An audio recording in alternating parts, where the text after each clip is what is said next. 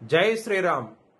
2022 నుంచి 2025 ఆగస్టు వరకు మొత్తం 18 ప్రెడిక్షన్స్ అనేవి ప్రూవ్ అయ్యాయి.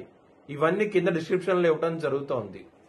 యుక్రెయిన్ అధ్యక్షుడు జెలెన్స్కీ 2026 జూలై లోపల ఆయన రిజైన్ చేయడం కానివ్వండి, లేకపోతే మరణించడం కానీ జరిగే అవకాశాలు ఎక్కువగా ఉన్నాయి. కన్యా రాశికి అధిపతి బుధుడు. కన్యా రాశిలో హస్త 4 పాదాలు, ఉత్తర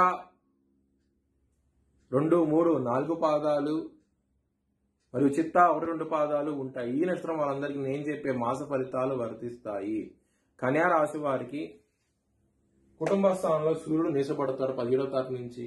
కుటుంబాధిపతి అయిన శుక్రుడు లగ్నం నీచపడతాడు.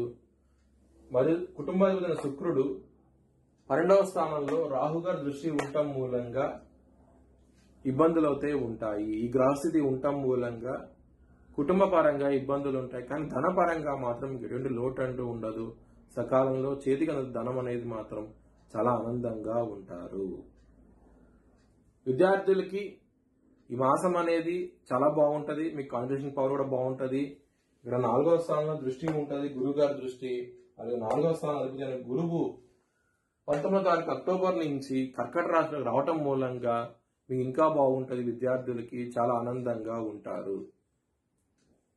లవర్స్ కి మాత్రం చాలా ప్రాబ్లమ్స్ అనేవి ఉన్నాయి. పంచమాధిపతి అయిన శని 7వ స్థానంలో ఉండి సూర్యుడి దృష్టి శని మీద, శని దృష్టి సూర్యుడి మీద ఉండటం మూలంగా, మరియు 9వ తారీఖు నుంచి కూడా శుక్రుడు కూడా లగ్నంలోకి రాబోతున్నారు. శని దృష్టి ఉండటం మూలంగా, శుక్రుడు అంటే ప్రేమ, సో శని గారి దృష్టి శుక్రుడి మీద ఉండటం మూలంగా, నీచపడిపోయిన శుక్రుడి మీద ఉండటం మూలంగా లవర్స్ కి అంత అనుకూలంగా ఉండదు. మరియు పంచమ స్థానం మీద కుజుడి దృష్టి ఉన్నది, 4వ దృష్టితో కుజుడి దృష్టి ఉన్నది అనమాట. సో ఇవన్నీ ఉండటం మూలంగా లవర్స్ కి మాత్రం ఈ మాసం అనేది అసలు అనుకూలంగా లేదు. మీకు ఇబ్బందులు అనేవి ఉన్నాయి. శత్రువులు అనే వాళ్ళు ఉండరు. మీకు శత్రువులు మిత్రులు అవుతారు. మీకు 6వ స్థానం రాహు ఉండటం మూలంగా మంచి ఫలితాలు ఉంటాయి. 19వ తారీఖు అక్టోబర్ వరకు గురుగారి దృష్టి కూడా ఉన్నది కాబట్టి మీకు శత్రువులు అనే వాళ్ళు చాలా తక్కువగా ఉంటారు. హెల్త్ పరంగా మాత్రం కొంచెం ఇబ్బందులు ఉంటాయి. గ్యాస్ సమస్యలు, ఎసిడిటీ సమస్యలు, థైరాయిడ్ సంబంధించిన విషయాలు, స్ట్రెస్ సంబంధించిన విషయాలు, ఇలాంటి విషయాల్లో ఇబ్బంది పడే అవకాశం ఉన్నది.